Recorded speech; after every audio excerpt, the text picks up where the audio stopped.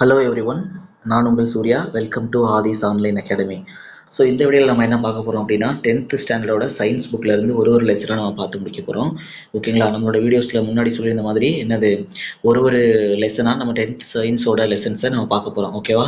So இந்த இது நீங்கள் இப்போ ஸ்பெஷலாக எஸ்ஐ அண்டு டெட் ஸ்டூடெண்ட்ஸ்க்காக எடுத்துகிட்டு இருக்கோம். ஸோ இதில் என்னது நீங்கள் முக்கியமான விஷயங்கள் இதை நம்ம சொல்ல நீங்கள் நோட் பண்ணிகிட்டே வரலாம். ஓகேவா?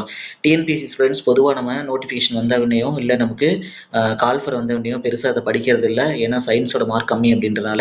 பட் ஒரு 2 to 3 கொஸ்டின்ஸ் நம்ம புக்கில் இருந்து வரதுனால நீங்கள் டிஎன்பிஎஸ் ஸ்டூடெண்ட்ஸும் மஸ்ட் வாட்சபிள் வீடியோ. ஓகேவா? ஏன்னா ஃப்ரீ டைமில் இந்த டைம் நீங்கள் கொஞ்சம் ஃப்ரீயாக இருப்பீங்க. கொஞ்சம் ஃப்ரீ டைமில் இருக்கிறப்ப இந்த மாதிரி சயின்ஸை கொஞ்சம் யூஸ் பண்ணி கொஞ்சம் பார்த்துட்டோம் அப்படின்னாக்க என்ன பண்ணிடலாம், 1 or 2 கொஸ்டின்ஸ் நம்ம இது புக்கில் இருந்து வர கொஸ்டின்ஸை நம்ம கரெக்டாக அடிக்க முடியும். ஓகேவா? ஒரு கொஸ்டினும் இம்பார்ட்டண்டான விஷயங்கள். ஓகேவா? ஸோ பார்க்க ஆரம்பிக்கலாமா? ஓகேவா? ஸோ எஸ்ஐ ஸ்டூடெண்ட்ஸ் முக்கியமாக நீங்கள் உங்களோட எஸ்ஐ ப்ரிப்பேர் பண்ணிட்டு இருக்கவங்களுக்கு ஷேர் பண்ணுங்கள். கண்டிப்பாக இந்த லெசன்ல இருந்து கண்டிப்பாக ஒரு கொஸ்டின் எக்ஸ்பெக்ட் பண்ணலாம். ஏன்னா ஃபோர்ஸஸ்ல இருந்து கண்டிப்பாக ஒரு கொஸ்டின் இருக்கும். ஓகேவா? ஸோ ஸ்டார்ட் பண்ணலாம் பாருங்க. ஸோ சயின்ஸை பொறுத்த வரைக்கும் மேத்ஸ் மாதிரி தான் இம்பார்ட்டண்டான கான்செப்ட்ஸ் இருக்கும், பேசிக் கான்செப்ட்ஸ் இருக்கும். அதை நீங்கள் அண்டர்ஸ்டாண்ட் பண்ணிக்கிட்டீங்கன்னா தான் சயின்ஸ் உங்களால் என்ன பண்ணிக்க முடியும், ஈஸியாக படிக்க முடியும். சொல்றது புரியுதுங்களா?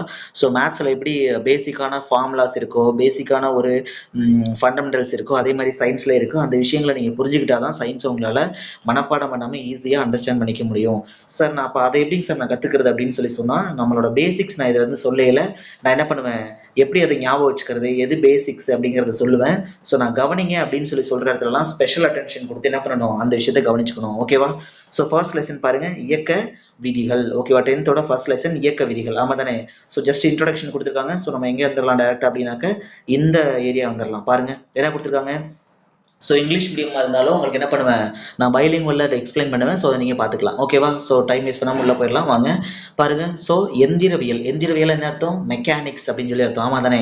ஸோ யூஸ்வலாக நம்ம என்ன பண்ணுவோம் அப்படின்னா ஃபிசிக்ஸில் அந்த மோஷனை 2 டைப்பாக பிரிப்போம். ஸோ அதாவது ஒரு மெக்கானிக்ஸ்னு சொல்லுவோம். ஓகே, மோஷனை பற்றி படிக்கக்கூடிய பிரிவு கவனிங்களேன். விசையின் செயல்பாட்டால் பொருளின் மீது ஏற்படக்கூடிய விளைவை பற்றி படிக்கக்கூடிய பிரிவு தான் என்னது, எந்திரவியல், மெக்கானிக்ஸ்னு பேரு. நல்லா கவனிங்க. ஒரு பொருள் இருக்குன்னா அதுல நான் ஒரு ஃபோர்ஸ் அப்ளை பண்றேன். சொல்றது புரியுதா? இந்த பொருளை நம்ம ஒரு ஃபோர்ஸ் அப்ளை பண்றோம்னா இதனால என்ன எஃபெக்ட் ஏற்படுது அப்படின்னு சொல்லி படிக்கிறது பேர் தான் மெக்கானிக்ஸ். ஓகேவா? ஸோ இந்த மெக்கானிக்ஸை நான் யூஸ்வலா என்ன பண்ணலாம், 2 டைப்பா பிரிக்கலாம். ஒன்னு ஸ்டாட்டிக்ஸ், இன்னொன்று டைனமிக்ஸ். ஓகேவா? ஸ்டாட்டிக்ஸ், இன்னொன்று டைனமிக்ஸ். ஓகேவா? ஸ்டாட்டிக்ஸ்னா பேர்லயே தெரிஞ்சிருக்கும் உங்களுக்கு, நிலையா இருக்கக்கூடிய பொருள். டைனமிக்ஸ்னா மூவ்மெண்ட்ல இருக்கக்கூடிய பொருள். சொல்றது புரியுதா? ஸோ இப்போ ஒரு ஸ்டாண்டர்ட், அதாவது ஸ்டாட்டிக்ஸ்னா என்னது, நிலையா இருக்கக்கூடிய பொருளா. ஸோ நிலையா இருக்கக்கூடிய பொருள்ல நம்ம ஒரு ஃபோர்ஸை நம்ம அப்ளை பண்றோம் அப்படின்னா அதுல ஏற்படக்கூடிய மாற்றத்தை படிக்கிறதுக்கு பேரு நிலையியல், ஸ்டாட்டிக்ஸ்னு பேரு. பாருங்க, ஓய்வு நிலையில் உள்ள பொருளின் மீது ஏற்படக்கூடிய என்னது, விசையோட செயல்பாட்டால் ஓய்வு நிலையில் உள்ள பொருளின் மீது ஏற்படக்கூடிய விளைவு தான் நிலையியல். சொல்றது புரியுதா? டைனமிக்ஸ்னா அப்போ ஒரு மூவ்மெண்ட்ல இருக்கக்கூடிய பொருள் மேல ஒரு ஃபோர்ஸ் நம்ம அப்ளை பண்றோம்னா அதனால என்ன எஃபெக்ட்னு படிக்கிறது பேரு டைனமிக்ஸ். சொல்றது புரியுதா? அதான் இயங்கியல்னு சொல்லுவோம். சொல்றது புரியுதா? இந்த இயங்கியலை நம்ம ஃபர்தரா 2 டைப்பா கிளாசிஃபை பண்ணலாம். ஒன்னு இயக்கவியல். ஓகேவா? சொல்றது புரியுதா? கைனமேட்டிக்ஸ்னு சொல்லி பேரு. கைனமேட்டிக்ஸ் அப்படின்னு சொல்லி பேரு, கைனமேட்டிக்ஸ். இன்னொன்னு என்னன்னா கைனட்டிக்ஸ், இயக்க விசையியல். இங்க இருக்கும் பாருங்க, இயக்க விசையியல், கைனட்டிக்ஸ் அப்படின்னு சொல்லி பேரு. ஓகேவா? கைனடிக்ஸ் அப்படின்னு சொல்லி பேரு.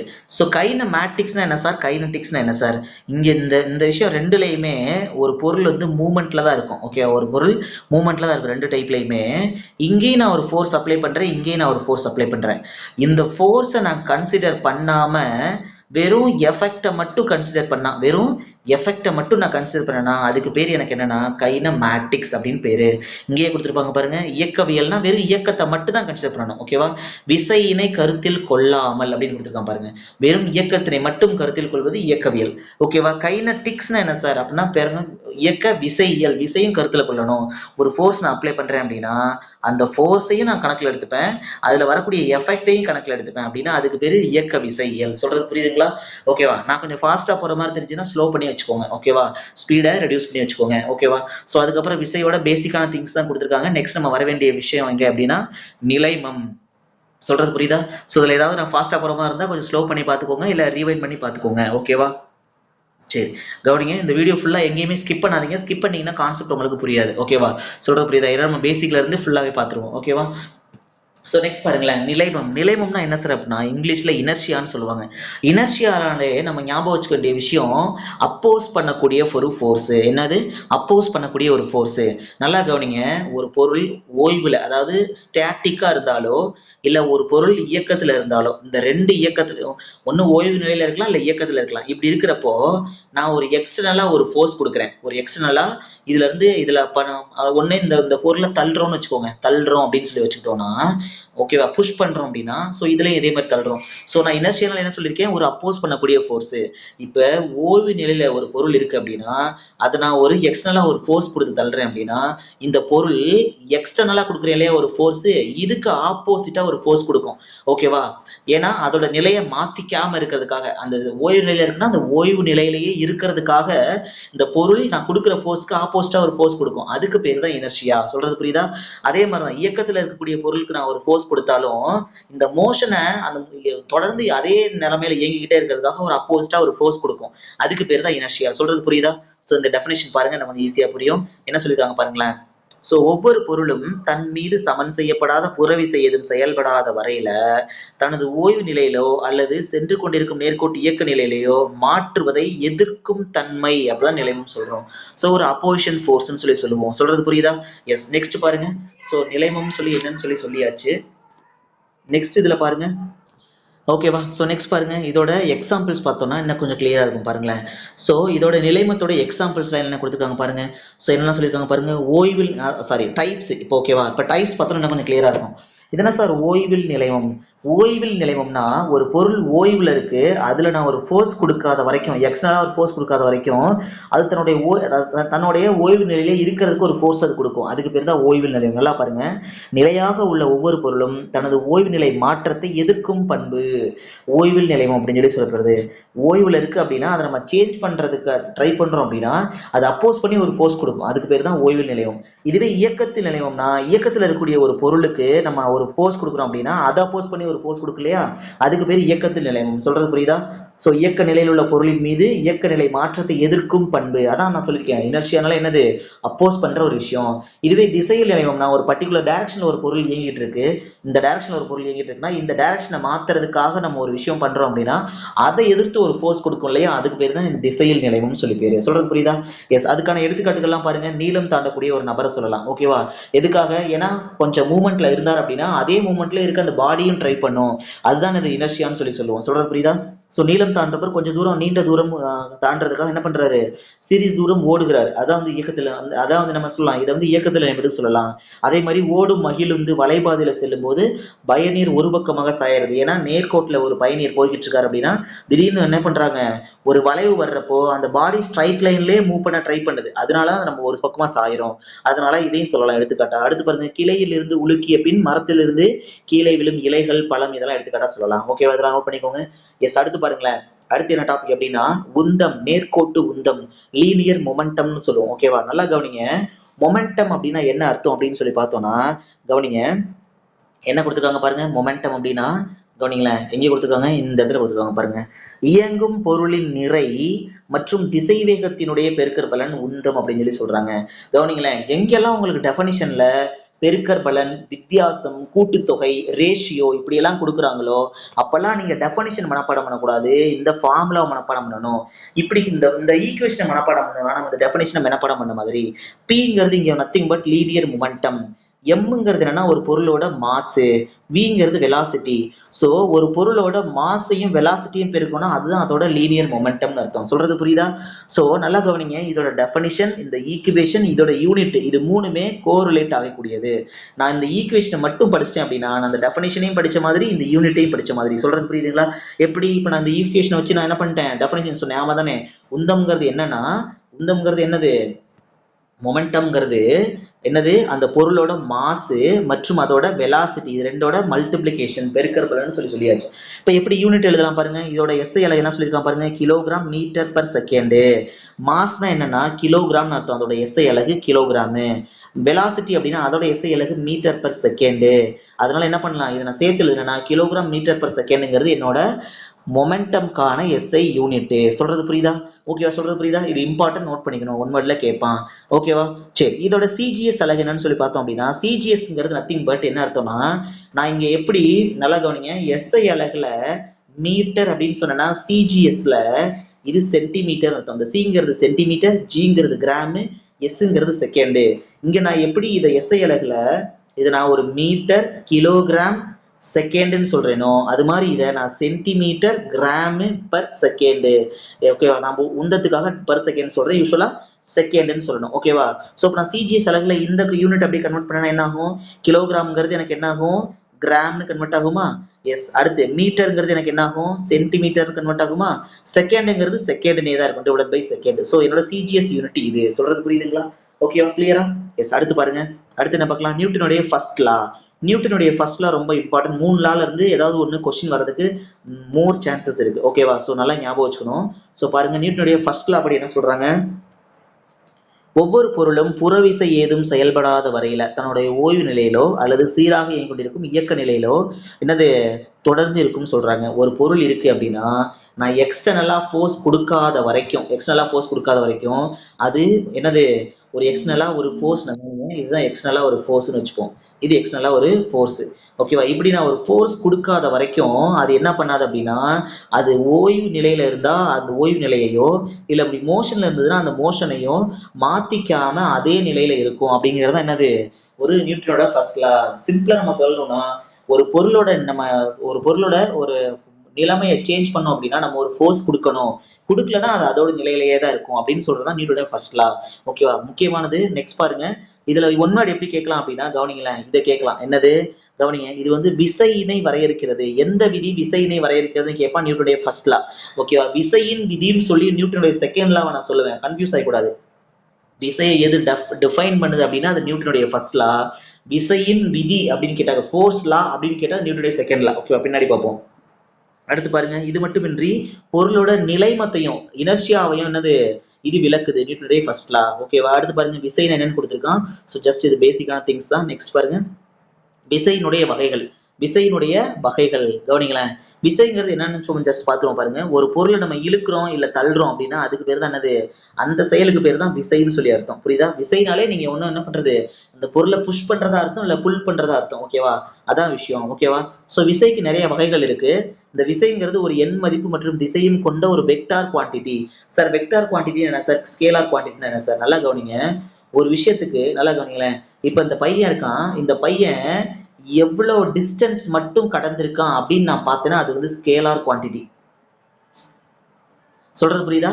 இந்த பையன் எவ்வளவு டிஸ்டன்ஸ் கடந்திருக்கான் பிளஸ் எந்த டைரக்ஷன்ல கடந்திருக்கான் அப்படின்னு பார்த்தா அது வெக்டார் குவான்டிட்டி. சொல்றது புரியுதா? ஓகேவா? சோ வெறும் டிஸ்டன்ஸ் மட்டும் நான் எடுத்துக்கிட்டேன் அப்படின்னா அது ஸ்கேலார் குவான்டிட்டி, டிஸ்டன்ஸையும் டைரக்ஷனையும் எடுத்துக்கிட்டு அதுக்கு பேர் வெக்டார் குவான்டிட்டி. சொல்றது புரியுதா? ஓகேவா?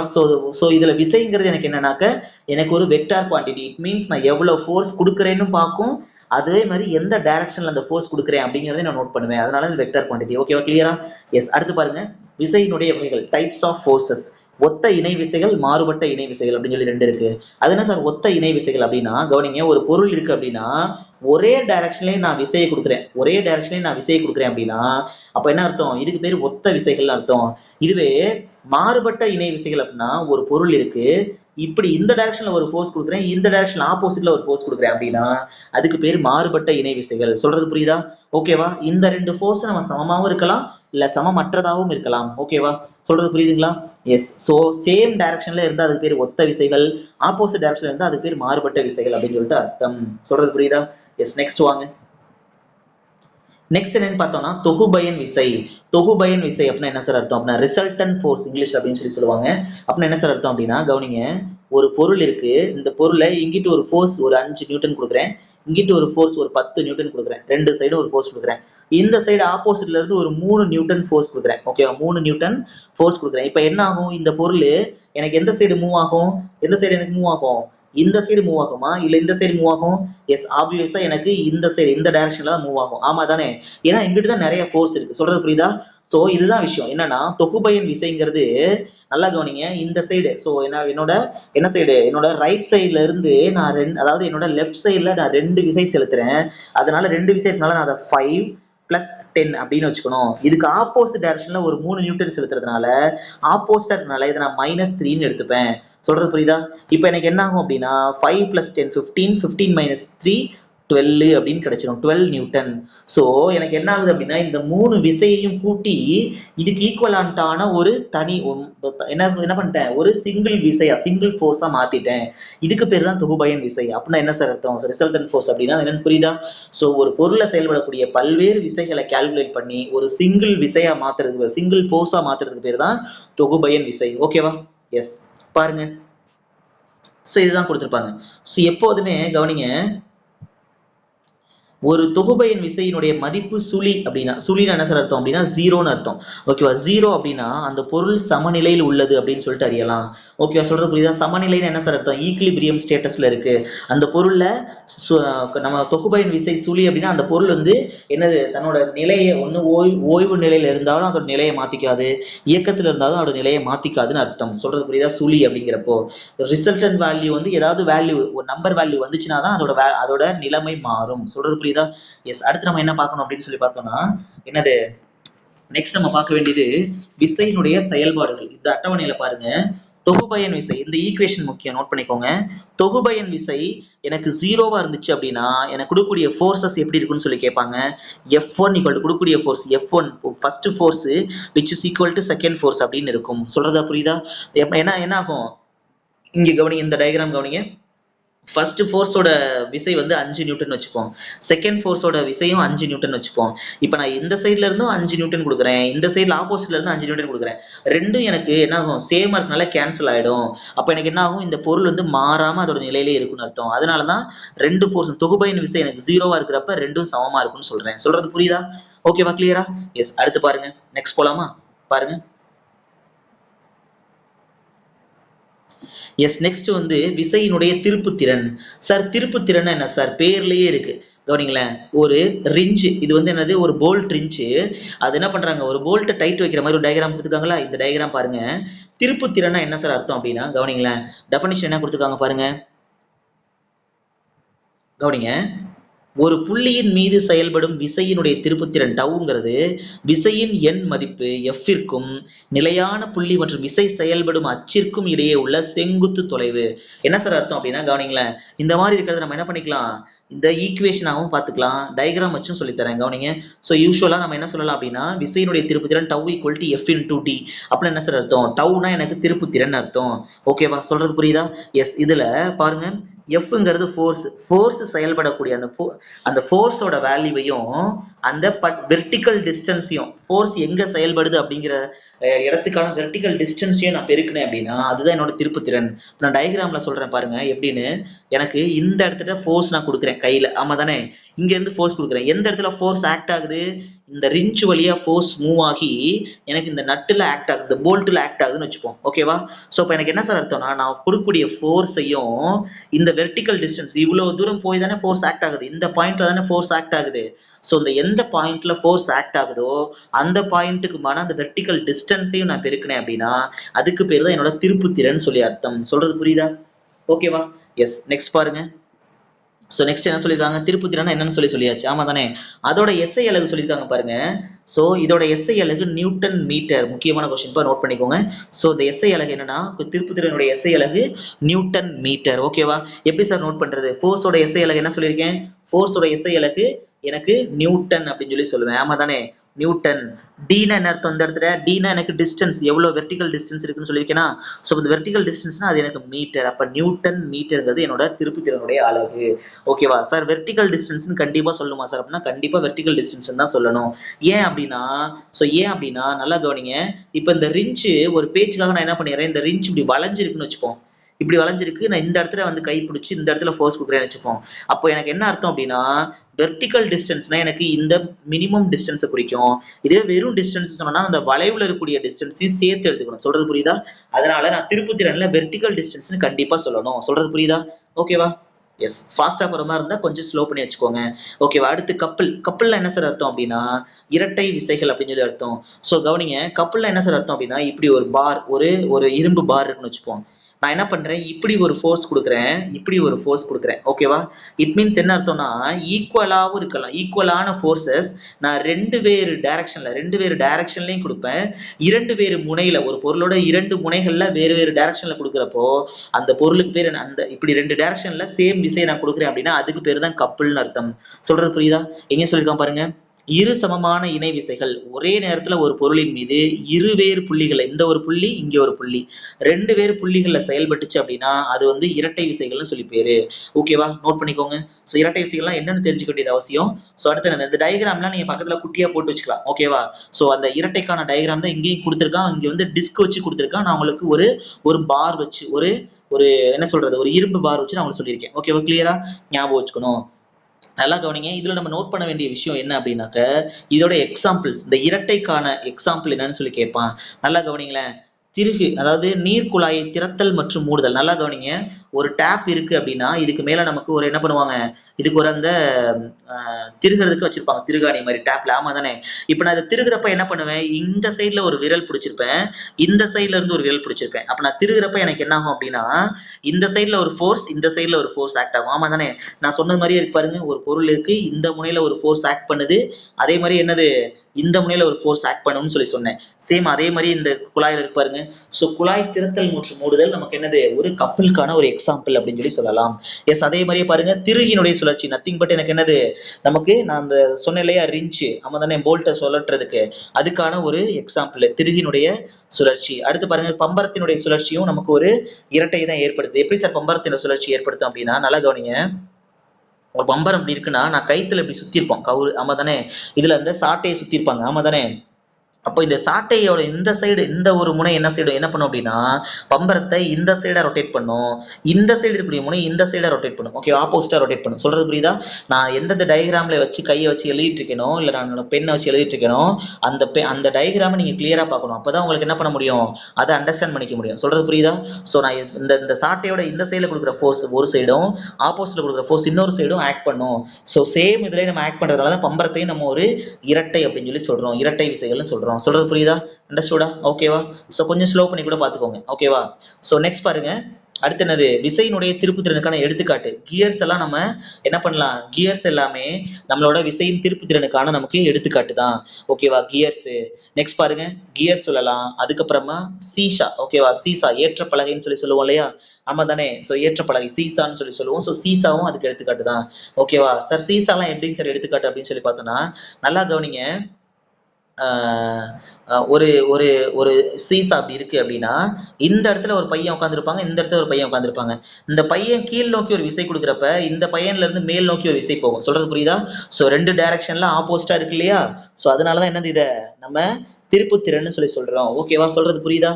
எஸ். அடுத்து பாருங்க.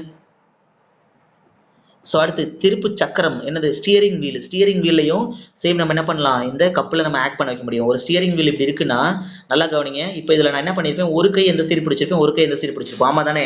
இப்படி இருக்கிறப்போ நான் இந்த கையிலேருந்து டேரக்ஷன் இப்படி கொடுத்தேன்னா இந்த கை ஆட்டோமேட்டிக்காக இப்படி மூவ் ஆகும், ஆமா தானே. இதே மாதிரி தான் ஆப்போசிட்ல நான் இந்த சைட்லேருந்து இப்படி டேரக்ஷன் கொடுத்தேன்னா இந்த சைடில் இப்படி கை மூவ் ஆகும், ஆமா தானே. ஸோ இது ஒரு இரட்டை ஏற்படுத்தும். சொல்ற விஷயங்கள் புரியுதா? ஒரு இரட்டைனாலே ஒரு பொருள்ல ரெண்டு முனையில ஒரு விசையை கொடுக்கணும், என்ன பண்ணணும், ஆப்போசிட் டைரக்ஷன்ல கொடுக்கணும். சொல்றது புரியுதா? எஸ். அடுத்து பாருங்க. சோ இதெல்லாம் நமக்கு என்ன சொல்லலாம், விசையினுடைய திருப்பு திறனுக்கு எடுத்துக்காட்டுன்னு சொல்லலாம். ஓகேவா? சொல்றது புரியுதா? எஸ். அடுத்து பாருங்களேன். ஸோ நெக்ஸ்ட் நமக்கு திருப்பு திறனுக்கான தத்துவம் கொடுத்துருக்கான். ஸோ இது நமக்கு அந்த அளவுக்கு தேவையில்லை. அடுத்து நியூட்டனுடைய செகண்ட்லாம் நமக்கு இம்பார்ட்டன்ட். ஓகேவா? நியூட்டனுடைய செகண்ட்லாம் பார்த்துடலாமா? நியூட்டனுடைய செகண்ட்ல என்ன சொல்றாங்க பாருங்க, பொருள் ஒன்றின் மீது செயல்படும் விசையானது அப்பொருளின் உந்த மாறுபாட்டு வீதத்திற்கு நேர்த்தகவில் அமையும் அப்படிங்கிறதான் என்னோட செகண்ட் லா ஆஃப் மோஷன். கவனிங்களேன், பொருள் ஒன்றின் மீது செயல்படும் விசைனா எஃப், அது எதுக்கு நேர்த்தகவில் அமையும் அப்படின்னா ஓகேவா, டைரக்ட்லி ப்ரொபோர்ஷனல் டு எதுக்கு அப்படின்னாக்க அதன் மீது அதோட உந்த மாறுபாட்டு விதத்திற்கு. பி, பின்னா என்ன அர்த்தம், மொமெண்டம்னு அர்த்தம். ஆமா தானே? m into v வெலாசிட்டின்னு சொல்லுவோம், ஆக்ஸலரேஷன் எது வேணாலும் சொல்லலாம். ஓகேவா? சோ p equal to என்னது f equal to directly f is directly proportional to p அப்படின்னு சொல்லி சொல்லுவோம். ஒரு செயல்படுத்தக்கூடிய ஒரு பொருள் மீது செயல்படும் விசை அதோட உந்த மாறுபாடு விதத்திற்கு நேர்த்தகவில் அமையும். இதுவே எதிர்த்தகவுனா நான் எப்படி போடுவேன்? எதிர்த்தகவுனா 1/ன்னு போடுவேன். ஓகேவா? இதை எதிர்த்தகவுன்னு சொல்லணும். இன்வெர்ஸ்லி ப்ரொபோர்ஷனல் டு அப்படின்னு சொல்லணும். இதை நான் நேர்த்தகவு டைரக்ட்லி ப்ரொபோர்ஷனல் டுன்னு சொல்லணும். சொல்லுது புரியுதா? எஸ், நல்லா கவனிங்க. So first law of motion நம்ம என்ன பார்த்துருப்போம் அப்படின்னா, கவனிங்க, ஃபர்ஸ்ட் லா ஆஃப் மோஷன்ல இப்போ இங்க பாருங்களேன், இந்த செகண்ட் லா ஆஃப் மோஷன் என்ன சொல்றேன் பாருங்களேன். மேலும் இந்த உந்த மாறுபாடு விசையின் திசையிலேயே அமையும். இந்த டிஃபரன்ஸ் எதுல அமையும் அப்படின்னா விசையோட திசையிலேயே. ஃபோர்ஸ் எந்த டைரக்ஷன்ல செயல்படுதோ அதே டைரக்ஷன்லேயே அமையும். அடுத்து பாருங்க, இவ்விதி விசையினுடைய எண் மதிப்பை அளவிட உதவுகிறது. விசையினுடைய எண் மதிப்பை நல்லா கவனிங்க. விசையின் எண் மதிப்பை அளவிடக்கூடிய விதி எதுன்னு கேட்பான், நியூட்டனுடைய செகண்ட் லா. ஓகேவா? சொல்றது புரியுதா? அதனாலதான் இதை விசையின் விதின்னு சொல்றோம். நல்லா கவனிங்க, விசையை வரையறுக்கக்கூடிய விதினா அது ஃபர்ஸ்ட் லா. விசையை மதிப்பிடக்கூடிய விசையினுடைய எண் மதிப்பை அளவிட உதவக்கூடிய விதி எதுனா செகண்ட் லா. சொல்ற புரியுதா? இல்ல டைரக்டா என்னன்னு கேட்பான், இன்னொரு நேம் இருக்கு, விசையின் விதி, ஃபோர்ஸ் லா அப்படின்னு சொல்லி கேட்பான், நியூட்டனுடைய செகண்ட் லா. வித்தியாசத்தை புரிஞ்சுக்கணும். ஓகே, ஃபர்ஸ்ட் லாங்கிறது விசையை டிஃபைன் பண்றதுக்காகவும் உந்தத்தை நம்ம அளவிடுறது, இனர்ஷியா அளவிடுறதுக்காகவும் பயன்படுது. ஓகேவா? உந்த மாறுபாட்டு விதினாலும் நியூட்டனுடைய செகண்ட் லா தான், விசையின் விதினாலும் நியூட்டனுடைய செகண்ட் லா தான். அது வந்து விசையை வரையறுக்க இது விசையின் விதினே பேரு. ஓகேவா? ஓகேவா? கிளியரா? எஸ். அடுத்து பாருங்க, அடுத்து என்ன சொல்லலாம் பாருங்க. ஸோ இங்கே கொடுத்துருக்கான் பாருங்க, அதுக்கானது என்னது? F equal to M into A. Already சொல்லியிருந்தோம், மாஸ் இன்டூ வெலாசிட்டி அப்படின்னு சொல்லி சொல்லியிருந்தோம்னா அது எனக்கு என்னது? உந்தம், பின்னு சொல்லியிருந்தோம். இங்கே ஆசலரேஷன் கொடுத்துருக்கு, ஆல்மோஸ்ட் சேம் தான். ஓகேவா? So F equal to M into ஏன்னு சொல்லுவான். இது என்னது? நியூட்டனுடைய செகண்ட் லாவுக்கான ஃபார்முலா. ஸோ இது டேரக்டா நியூட்டனுடைய செகண்ட் லாவை தேர்ந்தெடுன்னு சொல்லிட்டு ஃபார்முலா கூட கேட்கலாம். ஓகேவா? நோட் பண்ணிக்கோங்க. எஸ். அடுத்து போலாமா? எஸ். அடுத்து பாருங்க. எஸ், நம்ம அடுத்து என்ன பார்க்க போறோம் அப்படின்னு சொல்லி பார்த்தோம்னா விசையினுடைய அலகை பத்தி பார்க்க போறோம். கவனிங்களேன், விசையினுடைய எஸ்ஐ அலகு நமக்கு என்னன்னு தெரிஞ்சிருக்கும். விசையினுடைய எஸ்ஐ அலகு நியூட்டன் அப்படின்னு சொல்லி தெரிஞ்சிருக்கும். ஸோ இதோட சிஜிஎஸ் அலகு டைன். நோட் பண்ணிக்கோங்க. விசையின் சிஜிஎஸ் அலகு என்னன்னு சொல்லி கேட்பான், டைனு. சொல்றது புரியுதா? விசையினுடைய சிஜிஎஸ் அலகு எதுன்னு சொல்லி கேட்பான், டைனு. ஓகே, நியூட்டனுடைய வரையறை, நியூட்டன், ஒரு நியூட்டன் அப்படின்னா என்னன்னு சொல்லி கேட்டிருக்கான். ஸோ ஒரு நியூட்டன் அப்படிங்கிறது நத்திங் பட் என்ன அப்படின்னா, நல்லா கவனிச்சுக்கோங்க. ஸோ ஒரு நியூட்டனுக்கும் ஒரு டைனுக்கும் சேம் டெஃபினிஷன் தான். என்ன மாற்றம் அப்படின்னா, நல்லா கவனிங்க, ஒரு பொருள் இருக்கு, அது 1 கிலோகிராம் இருக்கு. எவ்வளவு இருக்கு? 1 கிலோகிராம் இருக்கு. இந்த 1 கிலோகிராம் நிறையுள்ள பொருளை நான் 1 மீட்டர் பர் செகண்ட், ஓகேவா? மீட்டர் பர் செகண்ட் என்ன அர்த்தம் எனக்கு? 1 மீட்டர் பர் செகண்ட் ஸ்கொயர். ஓகேவா? 1 மீட்டர் பர் செகண்ட் ஸ்கொயர் நான் ஆக்சலரேட் பண்றதுக்கு எனக்கு என்ன அர்த்தம்? அதை ஸ்பீட் அப் பண்றதுக்கு, இந்த பொருளை நான் அவ்வளவு ஃபாஸ்டா நகர்த்துறதுக்கு தேவைப்படக்கூடிய விசையோட அளவு தான் 1 நியூட்டன். சொல்றது புரியுதா? 1 கிலோகிராம் எடையுள்ள பொருளை 1 மீட்டர் பர் செகண்ட் ஸ்கொயர் வேகத்துல நகர்த்துறதுக்கு எவ்வளவு விசை தேவைப்படுதோ அதுக்கு பேர் தான் 1 நியூட்டன் சொல்லி பேரு. இப்ப டைன்னா என்ன சார் அர்த்தம்? டைன்னா, ஒரு டைன்னா அது சிஜிஎஸ் அளவுன்னு சொல்லியாச்சா? இங்க நான் என்னன்னா, சீனா கிராமு, சாரி, சீனா சென்டிமீட்டர், ஜீனா கிராம், எஸ்னா செகண்ட்னு சொல்லியிருக்கேன் சிஜிஎஸ்ல. ஆமா தானே? இப்போ நான் இங்க 1 கிலோகிராம் சொல்றேன்னா சிஜிஎஸ்ல இதோட டைன்னு சொல்லல, இதை நான் எப்படி சொல்லணும்னா 1 கிராம்னு சொல்லணும். ஓகேவா? இவ்வளவுதான் வித்தியாசம். மீட்டர்னு சொல்லணும்னா அதை சென்டிமீட்டர்னு சொல்லணும், செகண்ட்னா அது செகண்ட் தான். ஸோ அப்போ அதை எப்படி சொல்லலாம்? 1 கிராம் நிறையுள்ள பொருளை 1 சென்டிமீட்டர் பர் செகண்ட் ஸ்கொயர் நகர்த்துவதற்கு தேவையான விசை. சொல்றது புரியுதா? ஓகேவா? ஹோப் எல்லாத்துக்கும் புரிஞ்சிருக்கும்னு நினைக்கிறேன். ஸோ புரியலன்னா கொஞ்சம் ஸ்லோ பண்ணி பாருங்க, இல்லைன்னா திருப்பி அகைன் ஒரு டைம் ரீவைண்ட் பண்ணி பாருங்க. ஓகேவா? ஓகே, ஸோ இப்போ இதில் நம்ம என்ன சார் புரிஞ்சுக்கணும் அப்படின்னா, 1 நியூட்டன் என்பது எதுக்கு சமம் அப்படின்னா 1 கிலோகிராம் மீட்டர் பெர் செகண்ட் ஸ்கொயருக்கு ஈக்குவல். ஆமா தானே? நம்ம அப்போ அந்த பொருளை சொல்லியிருந்தோம் இல்லையா, அந்த டெஃபினிஷன் தான் இங்கே. 1 கிலோகிராம் நிலையுள்ள பொருளை 1 மீட்டர் பெர் செகண்ட் ஸ்கொயர் நகர்த்துறதுக்கு தேவையான விசை. ஓகேவா? அதான் இங்கே சொல்லியிருக்காங்க. இது முக்கியம், நோட் பண்ணி வச்சுக்கணும். ஓகேவா? நெக்ஸ்ட் பாருங்க, ஒரு டைன்ங்கிறது எதுக்கு ஈக்குவல்? ஸோ அடுத்து பாருங்களேன், ஒரு டைன்ங்கிறது, கவனிங்க, இதை நோட் பண்ணிக்கணும். ஒரு Newton is equal to 10 to the power 5 time அப்படின்னு சொல்லி அர்த்தம். நியூட்டன்ங்கிறது பெரிய வேல்யூ, டைன்ங்கிறது சின்ன வேல்யூ. சொல்றது புரியுதா?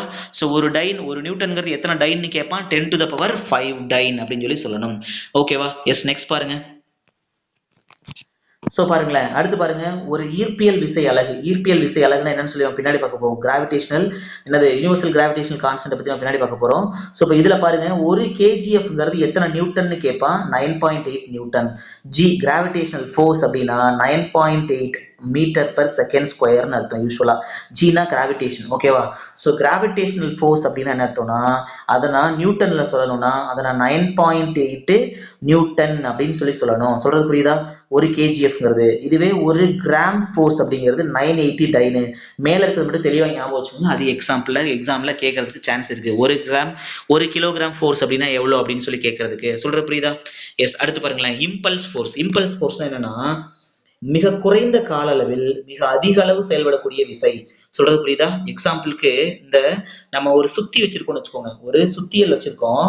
அந்த சுத்தியலை வச்சு நம்ம என்ன பண்ண போறோம்? இந்த சுத்தியல் வச்சிருக்கோம். இந்த சுத்தியலை வச்சு ஒரு ஆணியை, ஒரு கூர்மையா இருக்கக்கூடிய ஒரு ஆணியை நம்ம அடிக்க போறோம். இப்படி அடிக்கிறோம் அப்படிங்கிறப்போ நமக்கு என்ன ஆகும்? ஒரு பர்டிகுலர் ஃபிராக்ஷன் ஆஃப் செகண்ட்ல இந்த ஆணிக்கு மேல ஒரு ஃபோர்ஸ் செயல்படும். ஆமா தானே? சோ அதுதான் சொல்றாங்க பாருங்க, மிக குறைந்த காலத்துல மிக அதிக அளவு ஃபோர்ஸ் செயல்பட்டுச்சுன்னா அதுக்கு பேர் தான் கணத்தாக்கு விசை. சொல்றது புரியுதா? ஓகேவா? எஸ். இப்ப இதுல கணத்தாக்கு விசையோட டெஃபினேஷன்ல இருந்தே பாருங்க, அந்த ஃபார்முலா கொடுத்துருக்கான் பாருங்க. கணத்தாக்கு விசைனா ஜே, அதை எப்படி நம்ம டிஃபைன் பண்ணலாம் அப்படின்னா, ஃபோர்ஸ் இன்டூ டைம். எவ்வளவு ஃபோர்ஸ் செயல்படுது அதை நியூட்டன் சொல்லுவோம், எவ்வளவு டைம்ல செயல்படுது அதை செகண்ட் சொல்லுவோம். சோ கணத்தாக்கு விசையோட எஸ்ஐ அலகு எனக்கு என்னன்னா நியூட்டன் செகண்ட்னு அர்த்தம். சொல்றது புரியுதா? எங்க இருக்கு பாருங்க, இந்த கணத்தாக்கு விசையோட எஸ்ஐ முக்கியம், நோட் பண்ணிக்கோங்க. நியூட்டன் செகண்ட் அப்படின்னு சொல்லி சொல்லுவோம், நோட் பண்ணிக்கோங்க. எஸ். அது கீழே ஒரு முக்கியமான ஒன்வேர்ட் இருக்கு பாருங்க.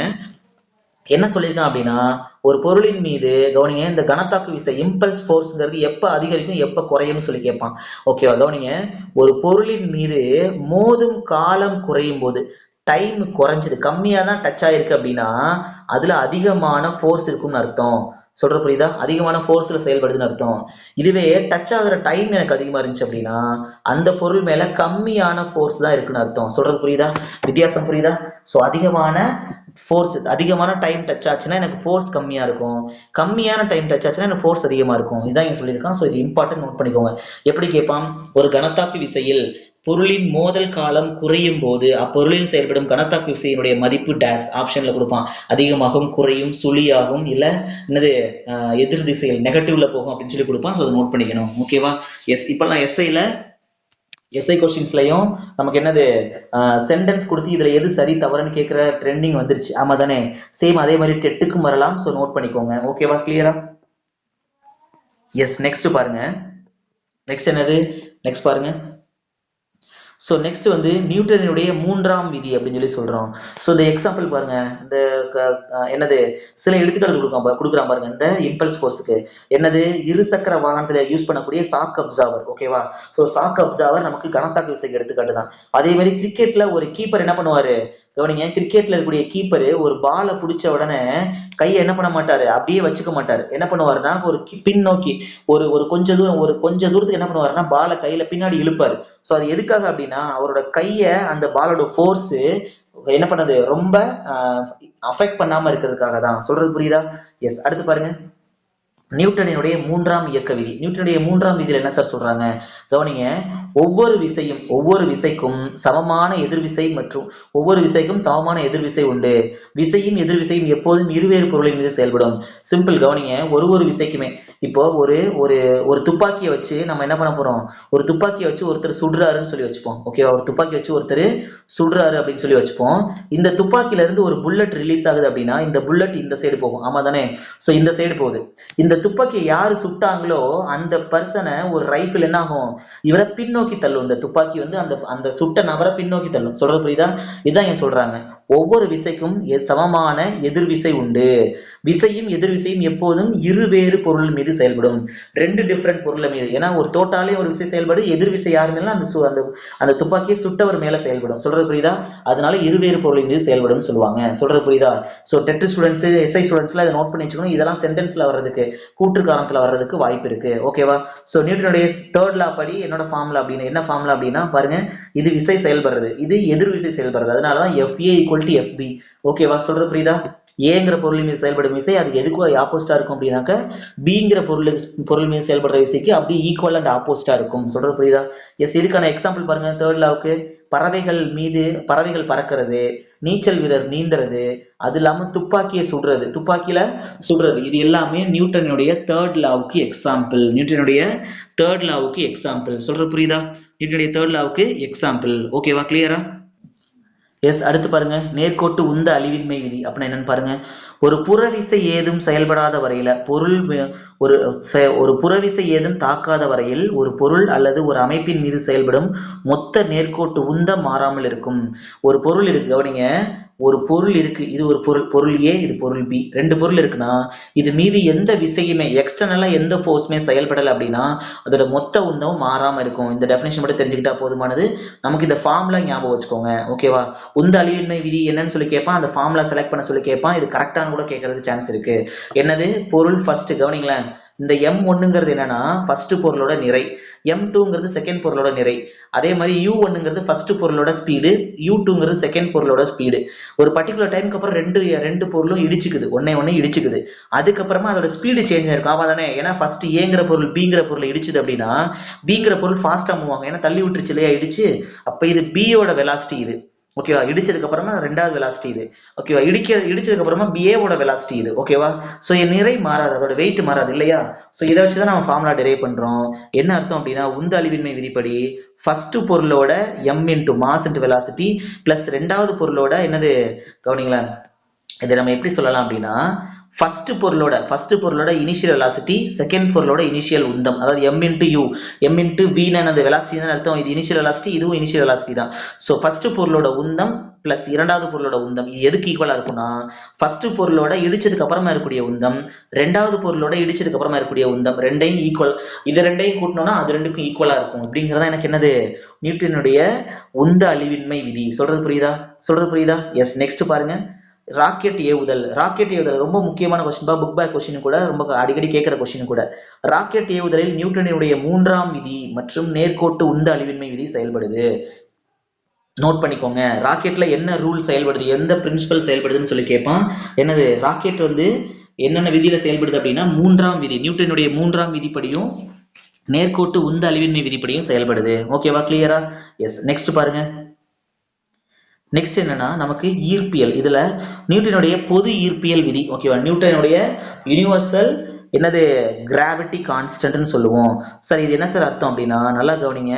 யூனிவர்சல் கிராவிட்டி கான்ஸ்டன்ட் இதோட டெஃபினிஷன் நமக்கு பெருசா கேட்கறது இல்ல, பட் ஆனா என்னது ரொம்ப ரேரா சில சமயம் கேட்கறதுக்கு சான்ஸ் இருக்கு. இது நம்ம எப்படி சார் இந்த டெஃபினிஷனை ஞாபகம் வச்சுக்கிறது? நத்திங் பட் எனக்கு இந்த ஃபார்முலா ஞாபகம் வச்சாலே முடிஞ்சு. என்ன அர்த்தம் பாருங்க, என்ன சொல்றாங்க பாருங்களேன். F is directly proportional to mass 1 mass 2 அதோட பெருக்கிற பலன் டிவைடட் பை என்னது ஆர் ஸ்கொயர் சொல்லியிருக்கானா. அப்படின்னா என்ன அர்த்தம்னா இந்த எம்னா இதோட நிறை, M2ங்கிறது ரெண்டாவது பொருளோட நிறை, ஆறுங்கிறது இந்த ரெண்டு பொருளுங்க இருக்கக்கூடிய டிஸ்டன்ஸ், ஓகேவா. இப்போ இந்த டெஃபினிஷனை பாருங்க, இதை வச்சு சொல்லிடலாம் பாருங்களேன். என்ன சொல்றான் கவனிங்களேன், என்ன சொல்றான், ஒரு குறிப்பிட்ட ஈர்ப்பியல் அண்டத்தில் உள்ள ஒவ்வொரு பொருளும் ஒவ்வொரு துகளும் பிற துகள்களை ஒரு குறிப்பிட்ட விசை மதிப்பில் ஈர்க்கிறது. இதுல என்ன சொல்லியிருக்கான் பாருங்க, அவைகளின் விசையானது அவைகளின் நிறைகளின் பெருக்கற பலனுக்கு, அதான் விசைனா எஃப்னு அர்த்தம், நிறைகளின் பெருக்கற பலன் அப்படின்னா M1 இன்டு M2ன்னு அர்த்தம். நிறைகளின் பெருக்கற பலனுக்கு நேர் விகிதத்திலும் டைரக்ட்லி ப்ரொபோர்ஷனல் மற்றும் அவைகளின் மையங்களுக்கு இடையே உள்ள தொலைவு, அந்த தொலைவு தான் நம்ம என்னன்னு வச்சிருக்கோம், ஆறுன்னு வச்சிருக்கோம், ஆமா தானே, ஆறுன்னு வச்சிருக்கோம், ஆமா தானே. அந்த தொலைவு மையங்களுக்கு இடையே உள்ள தொலைவோட இருமடிக்கு அப்படின்னா ஸ்கொயர்னு அர்த்தம், ஆர் ஸ்கொயர். இருமடிக்கு எதிர்த்தகவு, அதனாலதான் டிவைடட் பை ஆர் ஸ்கொயர்னு போடுறேன். சொல்றது புரியுதா?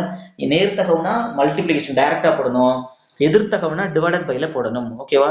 எதிர்த்தகவின் இருமடியினுடைய எதிர்த்தகவுக்கும் இருக்கும் அப்படின்னு சொல்லி சொல்றாங்க, ஆமா தானே. பாருங்க, விசையானது நிறைகளின் பெருக்கற பலனுக்கு நேர்த்தகவிலையும் தொலைவுகளின் இருமடிக்கு எதிர் விகிதத்திலையும் இருக்கும் அப்படின்னு சொல்லி சொல்றாங்க. இதுதான் நியூட்டனுடைய பொது ஈர்ப்பியல் விதி, ஓகேவா. சோ பொது ஈர்ப்பியல் விதி என்னன்னு சொல்லி கேட்கறதுக்கு சான்சஸ் கம்மி தான், பட் ஏதாவது என்ன பண்ணலாம், ஒரு கூற்று காரணத்தை கொடுக்கறதுக்கு வாய்ப்பு இருக்கு. ஸோ இந்த ஃபார்முலா கொஞ்சம் ஞாபகம் வச்சுக்கணும், ஓகேவா. ஸோ முக்கியமா நம்ம இதுல ஞாபகம் வச்சுக்க வேண்டிய விஷயம், இந்த யூனிவர்சல் எனது கிராவிட்டி கான்ஸ்டன்ட்டுக்கான வேல்யூ என்னன்னு சொல்லி கேட்பான், 6.67. ஸோ எப்படி ஞாபகம் வச்சுக்கீங்கன்னா யூனிவர்சல் கிராவிட்டி கான்ஸ்டன்ட்னா ஜின்னு சொல்லுவோம், ஜி ஃபார் ஜிக்ஸ்ன்னு சொல்லி ஞாபகம் வச்சுக்கோங்க. ஏன் ஜிக்ஸ், ஏன்னா 6 பாயிண்ட்னு ஸ்டார்ட் ஆகுது இல்லையா, அதனால அது ஜிக்ஸ்ன்னு சொல்லி ஞாபகம் வச்சுக்கோங்க, ஓகேவா. சொல்றது புரியுதா? ஸோ என்ன சொல்லலாம், ஜிக்ஸ்ன்னு சொல்லி ஞாபகம் வச்சிங்கன்னா 6.67 அப்படின்னு சொல்லி ஞாபகம் வச்சுக்கலாம், ஜிக்ஸ்ன்னு சொல்லி ஞாபகம் வச்சுக்கணும், ஓகேவா. 6.67, ஓகேவா. எஸ். இதோட யூனிட் எப்படி நம்ம ஞாபகம் வச்சுக்கிறது, நம்ம ஆல்ரெடி சொல்லியாச்சு. எப்படி, F is directly proportional to M1 into M2 divided by R square சொல்லிடுறேன், ஆமா தானே. இதோட யூனிட்டையுமே நம்ம இதுல இருந்து தான் எடுக்கணும். ஸோ இந்த டைரக்ட்லி ப்ரொபோர்ஷனலுக்காக ஒரு கான்ஸ்டன்ட் ஆட் பண்ணுவோம், அந்த கான்ஸ்டன்ட் தான் G, ஓகேவா? So G m one m two divided by r two அப்படி ஆர் ஸ்கொயர் அப்படின்னு சொல்லி சொல்லுவோம். இப்போ இதுல இருந்து ஜி மட்டும் எனக்கு வேணும் அப்படிங்கிறப்ப நான் என்ன பண்ணுவேன் கவனிங்களேன்.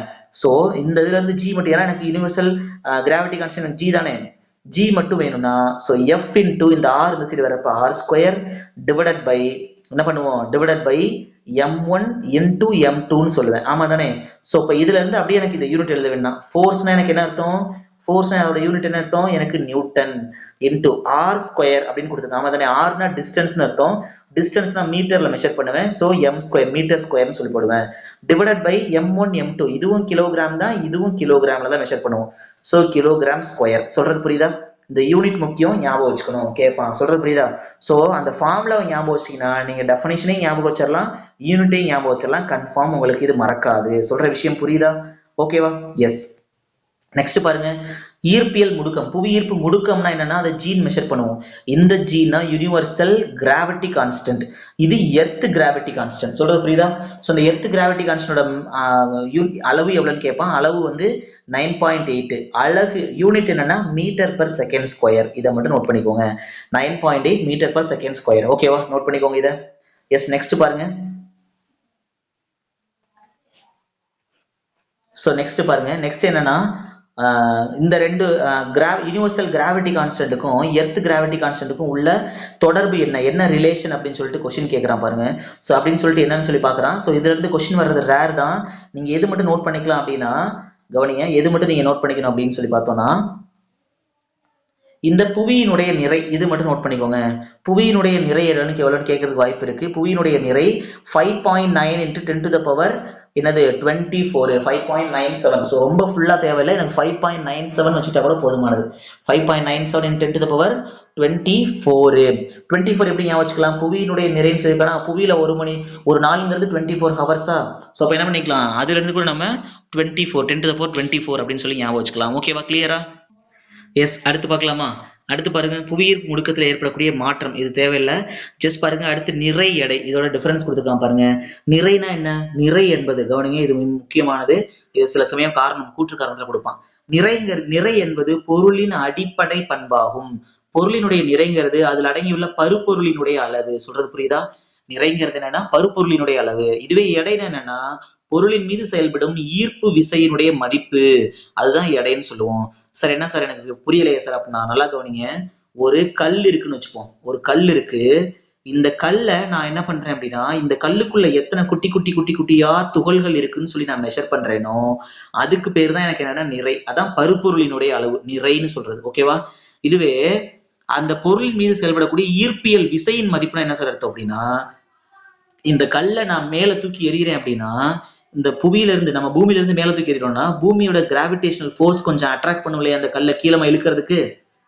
அந்த கிராவிட்டி ஃபோர்ஸ் எவ்வளவு நமக்கு அட்ராக்ட் பண்ணுதோ அதுதான் எனக்கு என்னது எடைன்னு சொல்லி சொல்லுவோம். சொல்றது புரியுதா? அப்போ நிறைனா உள்ள இருக்கக்கூடிய பொருளோட அளவு மட்டும்தான். எடைனா இந்த பொருளின் மீது எவ்வளவு கிராவிடேஷனல் ஃபோர்ஸ் செயல்படுதோ அதுக்கு பேருது எடை. சொல்றது புரியுதா இல்லையா? ஓகேவா? கிளியரா? ஓகேவா? எஸ். அடுத்து பாருங்க, அடுத்து என்னன்னு பார்க்கலாம். ஸோ பாருங்க, நிறைங்கிறது இந்த கவனிங்களேன். ஸோ என்ன பண்ணுவோம், இதோட எஸ்ஐ அலகு, இந்த எஸ்ஐ அலகு முக்கியம். நிறையோட எஸ்ஐ அலகு என்னன்னா பருப்பொருள் மட்டும் நான் பார்த்தேன் அப்படின்னா அது வந்து நான் கிலோகிராம் மென்ஷன் பண்ணுவேன். இதுவே எடைங்கிறது நான் ஈர்ப்பியல் விசைன்னு சொல்லிட்டேன் இல்லையா, அதனால அதோட எஸ்ஐ அலகு எனக்கு என்ன அப்படின்னு சொல்லி பார்த்தோம்னா அதோட எஸ்ஐ அலகு எனக்கு நியூட்டன். சொல்றது புரியுதா? எது நிறைனா அது எனக்கு கிலோகிராம், எடைனா எனக்கு நியூட்டன்னு சொல்லணும். சொல்றது புரியுதா? ஓகேவா? எஸ். ஓகேவா? நெக்ஸ்ட் பாருங்களேன், நிறைங்கிறது எனக்கு ஒரு கவனிங்களா, எடைங்கிறது ஒரு வெக்டார் குவான்டிட்டி. வெக்டார் குவான்டிட்டி என்னது, எனக்கு ஃபோர்ஸ் எவ்வளவு செயல்படுது பிளஸ் அது எந்த டைரக்ஷன்ல செயல்படுதுன்னு பார்ப்பேன். ஓகேவா? ஓகேவா? ஸோ இதான் விஷயம். ஸோ எனக்கு நிறைங்கிறது எனக்கு ஒரு ஸ்கேலார் குவான்டிட்டி, ஆனா இதுவே எனக்கு எடைங்கிறது ஒரு வெக்டார் குவான்டிட்டி. சொல்றது புரியுதா? ஓகேவா? கிளியரா? எஸ். அடுத்து பார்க்கலாம் வாங்க. ஓகேவா? கிளியரா? எஸ். நெக்ஸ்ட் பார்க்கலாம் பாருங்க. நெக்ஸ்ட் நம்ம என்ன பார்க்கலாம் கவனிங்க. ஸோ நெக்ஸ்ட் தோற்ற எடை, எடை இழப்பு, இதெல்லாம் நமக்கு பெருசாக அதில் இம்பார்ட்டன்டான விஷயங்கள் இல்லை. நெக்ஸ்ட் நம்ம முக்கியமாக பார்க்கக்கூடிய விஷயங்கள் வந்து நமக்கு என்னன்னா கவனிங்க, நியூட்டனுடைய ஈர்ப்பியல் விதியினுடைய பயன்பாடு. நியூட்டனுடைய ஈர்ப்பியல் விதியுடைய பயன்பாடு என்னன்னு சொல்லி கேட்பான். 3 பயன்பாடுகள் இங்க கொடுத்துருக்கான். ஸோ அந்த 3 பயன்பாடுகளுமே ஞாபகம் வச்சுக்கிறது அவசியம். ஏன்னா இதுல இருந்து ஆட் மேன் அவுட் கேட்கறதுக்கு சான்ஸ் இருக்கு. அண்டத்தில் உள்ள விண்பொருள்களின் பரிமாணங்களை அளவிட, நம்ம என்னது பரிமாணங்கள் என்ன அர்த்தம்னா அதோட டைமென்ஷன்ஸ் அளவிட அப்படின்னு சொல்லிட்டு அர்த்தம். ஓகேவா? எக்ஸாம்பிள், நிறையோட புவியோட நிறை வெயிட் என்ன, அப்புறம் அதோட ஆரம் என்ன, அதோட புவியோட ஈர்ப்பியல் முடுக்கம் கிராவிடேஷனல் ஃபோர்ஸ் என்ன, இதெல்லாம் பற்றி அறியறதுக்கு இது உதவுது அப்படின்னு சொல்லி சொல்றாங்க. ஓகேவா? அடுத்து பாருங்க, புதிய விண்மீன்கள் மற்றும் கோள்களை கண்டுபிடிக்கிறதுக்கும் நியூட்டனுடைய ஈர்ப்பியல் விதி கிராவிடேஷனல் லா பயன்படுது. அடுத்து பாருங்க, விண்மீன்களுடைய சீரற்ற நகர்வை பத்தி தெரிஞ்சுக்கிறதுக்கும் நமக்கு யூஸ் ஆகுது. ஓகேவா? சீரற்ற நகர்வை பத்தி தெரிஞ்சுக்கிறதுக்கும் யூஸ் ஆகுது. தாவரங்கள்ல வேர் முளைத்தல் மற்றும் புவி வளர்ச்சி இதை பத்தி தெரிஞ்சுக்கிறதுக்கு, புவி சார்பு இயக்கத்தை பத்தி தெரிஞ்சுக்கிறதுக்கும் இந்த ஈர்ப்பியல் விதி செயல்படுது. ரொம்ப முக்கியமானதுப்பா. நம்ம டக்குனு கெஸ் பண்ண மாட்டாங்க யாருமே. நல்லா யோசிச்சு வச்சுக்கணும், நல்லா ஞாபகம் வச்சுக்கணும். ஓகேவா? தாவரங்களினுடைய வேர் முளைத்தல் மற்றும் வளர்ச்சி இதை பத்தி தெரிஞ்சுக்கிறதுக்கு எந்த லா யூஸ் ஆகுது அப்படின்னா நியூட்டனுடைய ஈர்ப்பியல் விதி. அடுத்து பாருங்க, வான் பொருள்களின் பாதையினை வரையறுக்கு. அதோட எந்த பாத்துல ஒரு இப்போ சூரியன் இருக்கு, அதை வந்து நமக்கு ஒரு பூமி சுத்திட்டு வருதுன்னா இது எந்த பாத்துல இது போயிட்டு சுத்துது அப்படிங்கிறத தெரிஞ்சுக்கிறதுக்கும் நமக்கு இது யூஸ் ஆகுது. ஓகேவா? கிளியரா? எஸ். புக் பேக் பார்த்துடலாம். வாங்க அடுத்து புக் பேக் பார்த்துடலாம். ஸோ புக் பேக் பொறுத்த வரைக்கும் கீழ்கண்டவற்றுள் நிலைமம் எதை சார்ந்ததுன்னு கொடுத்துருக்காங்க. எதை சார்ந்தது? புவியினுடைய நிறையை சார்ந்தது. Option C. அடுத்து பாருங்க, கனத்தாக்கு கீழ்கண்டவற்றில் எதற்கு சமமானது? அதோட உந்த மாற்றத்துக்கு சமமானது. உந்த மாற்றத்துக்கு சமமானது. தேர்ட் ஒன் பாருங்க, கீழ்கண்டவற்றில் நியூட்டனினுடைய 3ஆம் விதி எங்கு பயன்படுகிறது? நியூட்டனுடைய 3ஆம் விதி எங்க பயன்படுது? கவனிங்க, என்னென்னதுல பயன்படுது? ஓய்வு நிலையில் உள்ள பொருளில், இயக்கத்தில் உள்ள பொருளில் அப்படின்னு சொல்லி கொடுத்துருக்கான். சமநிலை உள்ள பொருளில் கொடுத்துருக்கான். ஸோ இது கிடையாது. ஸோ இது ரெண்டுலையுமே நமக்கு என்ன பயன்படுது? நியூட்டனுடைய 3ஆம் விதி பயன்படுது. ஓய்வு நிலையில் இருக்கக்கூடிய பொருளையும் பயன்படும், அதான் நம்ம துப்பாக்கி. இயக்க நிலையில் உள்ள பொருளையும் பயன்படும், அதான் நம்மளோட தோட்டா. ஓகேவா? இதுக்கும் பயன்படும் சொல்லி சொல்றாங்க. ஓகேவா? ஸோ இதை ஞாபகம் வச்சுக்கணும். அடுத்து பாருங்க, உந்த மதிப்பை ஒய் அச்சிலும் காலத்தினை எக்ஸ் அச்சிலும் கொண்டு வரைபடம் வரையப்படுகிறது. இவ்வரைபட சாய்வினுடைய மதிப்பு எதுக்கு ஈக்குவலா இருக்குன்னு சொல்லி கேட்டிருக்காங்க. அது விசைக்கு, ஃபோர்ஸ்க்கு ஈக்குவலா இருக்கும். சொல்றது புரியுதா? உந்த மதிப்பை நம்ம மொமெண்டம் வச்சு வரையல. ஓகேவா? அடுத்து பாருங்க, விசையினுடைய சுழற்சி விளைவு கீழ்காணும் எந்த விளையாட்டுல பயன்படுதுன்னு சொல்லி கேட்கிறான். எந்த விளையாட்டுல பயன்படுது? சைக்கிள் பந்தயத்துல விசையினுடைய சுழற்சி விளைவு, அதான் கப்பிள். ஓகேவா? ஏன்னா நம்ம என்ன பண்ணுவோம், பெடலை அழுத்தியில நமக்கு கீழே ஒரு ஃபோர்ஸ் மேல ஒரு ஃபோர்ஸ் ஆக்ட் ஆகும் இல்லையா, அதான் சொல்லியிருக்காங்க. ஓகேவா? அடுத்து பாருங்க, புவி ஈர்ப்பு முடுக்கம் ஜியினுடைய அலகு மீட்டர் பர் செகண்ட் ஸ்கொயர். இது கீழ்கண்ட எந்த அலகுக்கு சமம்னு சொல்லி கேட்டிருக்கான். நல்லா கவனிங்க, இது எந்த அலகுக்கு சமம்? சால்வ் பண்ணிடலாமா? எந்த அலகுக்கு சமம்? நியூட்டன் கிலோகிராம் இன்வெர்ஸுக்கு சமம். சார் இது எப்படிங்க சார் சால்வ் பண்றது? ஆல்ரெடி சொல்லிட்டேன், ஒரு நியூட்டன்ங்கிறது எனக்கு எதுக்கு equal? Kilogram metre per second ஸ்கொயருக்கு ஈக்குவல். ஆமா தானே? ஒரு நியூட்டன்ங்கிறது. இப்ப பாருங்க, இது நியூட்டன் கிலோகிராம் இன்வெர்ஸ் கொடுத்துருக்கானா? கிலோகிராம் இன்வெர்ஸ்னா எனக்கு என்ன அர்த்தம்? இன்வெர்ஸ்னு இருந்துச்சுன்னா நான் 1/by எழுதலாமா? கிலோகிராம். அப்போ 1/by கிலோகிராம் எழுதியிருக்கேன். இதை நியூட்டனுக்கு எழுதியிருக்கேன். இதை கிலோகிராம் இன்வெர்ஸ்னால அதை 1/கிலோகிராம் போட்டிருக்கேன். இப்போ இந்த கிலோகிராமே அடிச்சிடலாமா? அப்போ எனக்கு பாருங்க, மீட்டர் பர் செகண்ட் ஸ்கொயர் வந்துச்சு பாருங்க, நீங்க கேட்டது. அதனால தான் இதை நம்ம என்ன சொல்றோம்? ஆப்ஷன் பி, நியூட்டன் கிலோகிராம் இன்வெர்ஸ்னு. ஓகேவா? ஸோ புரிஞ்சுக்கிட்டோம்னா சயின்ஸ் ரொம்ப ஈஸியா இருக்கும். ஓகேவா? எஸ். நெக்ஸ்ட் பாருங்க, அடுத்து ஒரு புவியீர்ப்பு முடுக்கம் ஜியினுடைய அலகு. S. Next 7th one, 1 kilogram எடை என்பது எதற்கு சமம்னு சொல்லி கேட்கிறான். 1 கிலோகிராம் எடைங்கிறது எனக்கு எதுக்கு சமம் அப்படின்னா 98 × 10⁴ டைன். இது எப்படி சார் நம்ம ஞாபகம் வச்சுக்கிறது? ஆல்ரெடி சொல்லியிருக்கேன், ஒரு டைன்ங்கிறது 989 ஒரு நியூட்டன்ங்கிறது இது. ஆமா தானே? ஒரு நியூட்டன் ஈக்குவல் டு என்ன சொல்லலாம்? கவனிங்க, ஒரு டைனை நம்ம என்ன சொல்லியிருக்கோம்? ஒரு நியூட்டன் அப்படின்னா எனக்கு 10⁵ டைன்னு சொல்லியிருக்கேன்னா, 10⁵ டைன் அப்படின்னு சொல்லியிருக்கேன். ஆமா தானே? 10⁵ டைன். இப்போ நான் என்ன பண்ண போறேன்? 1 கிலோகிராம்னு சொல்றதுனால அப்ப நான் என்ன பண்ணுவேன் அப்படின்னா, நல்லா கவனிங்க, 1 கிலோகிராம் சொல்றப்போ எனக்கு அந்த ஃபோர்ஸையும் என்ன சொல்லுவேன்?